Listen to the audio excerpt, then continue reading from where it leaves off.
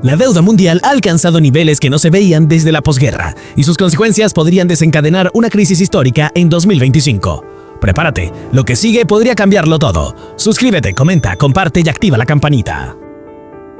La deuda mundial ha cruzado una línea crítica. Los gobiernos no solo siguen gastando más de lo que ingresa, sino que además lo hacen con una peligrosa despreocupación por las consecuencias.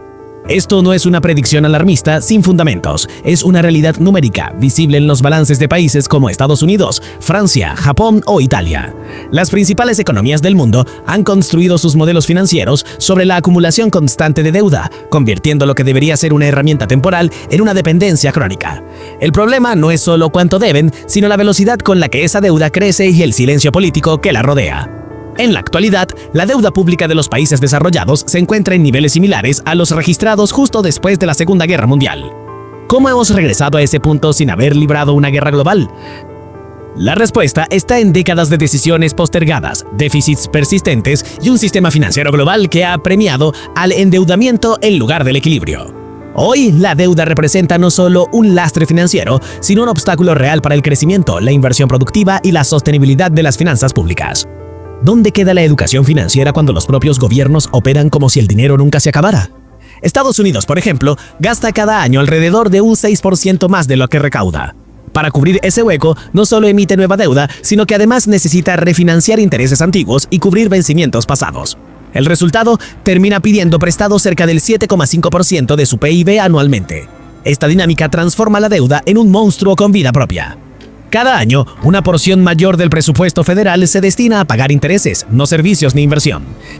En 2024, Estados Unidos desembolsó más en intereses que en defensa nacional. Ese dato por sí solo debería encender todas las alarmas. Pero este fenómeno no es exclusivo de América. Japón, con una de las deudas más elevadas del planeta, ha logrado esquivar el colapso gracias a una estructura peculiar. Su propio banco central compra casi toda la deuda y el 90% de sus bonos está en manos de ciudadanos locales. Es decir, su sistema financiero juega en casa. Esta fórmula ha generado estabilidad, pero también es un espejismo, porque lo que funciona en Japón no es replicable en economías donde la deuda está en manos extranjeras, como sucede en Estados Unidos o Francia. Cuando quien te presta no comparte tu moneda ni tu política, los riesgos se multiplican.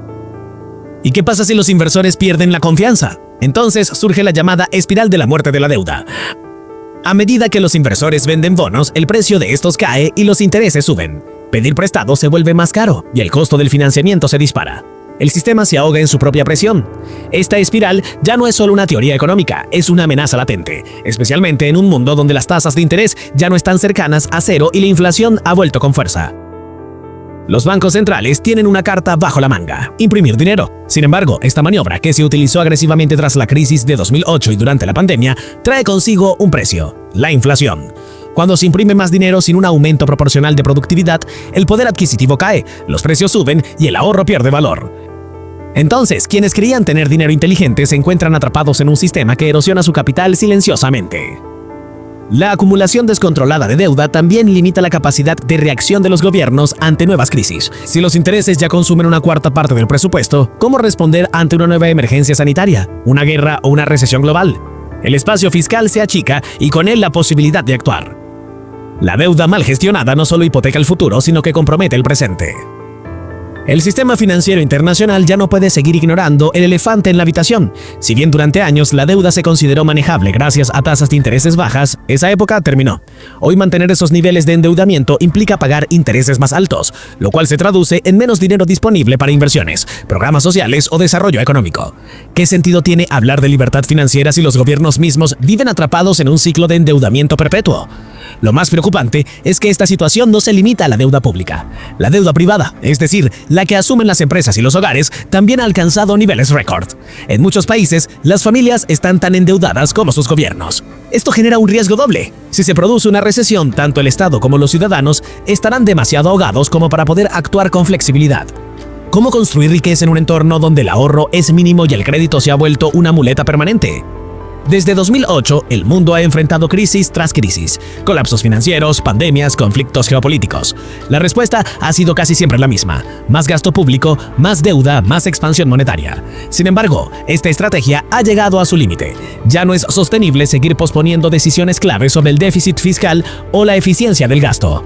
Lo que antes parecía una solución práctica, hoy es una bomba de tiempo. ¿Sabías que casi todos los países del G20 tienen déficits fiscales crónicos desde hace más de una década?